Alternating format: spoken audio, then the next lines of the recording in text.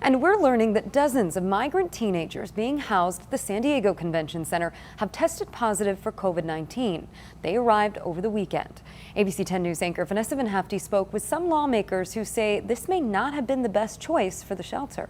The San Diego Convention Center, converted into an emergency intake site for up to 1,450 teenage girls. And so when you're talking about children that show up on your doorstep and need help, that you don't turn them away. El Cajon Mayor Bill Wells says all children need to be taken care of regardless of the circumstances, but it raises serious questions about the process.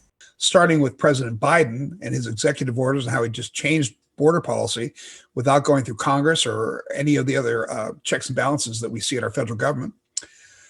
It also seems that we're doing the same thing in San Diego. There was no discussion, he says, no public input, no vote, arguing taxpayers who paid for the convention center deserve a say. People have a right to know and ask the question, perhaps was there a better place? Health and Human Services confirms all girls were tested for COVID upon arrival. There are 33 positive COVID cases, 27 known cases arrived separately, and 6 more tested positive on arrival, but there are no serious cases. Republican Congressman Darrell Issa saying the opening of the convention center isn't a long-term plan or even a short-term solution. It's proof positive that although only 2 months old, the Biden administration has caused a historic crisis on our border. If we start circumventing that and saying that those kind of processes no longer mean anything, I think we've changed the way we do democracy. Wells calls this a highly charged political situation, causing deeper rifts.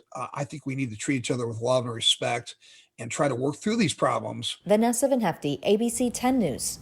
Health and Human Services says the girls with COVID were brought on a separate plane. Their intake was in a separate area, and they are being housed in a separate area.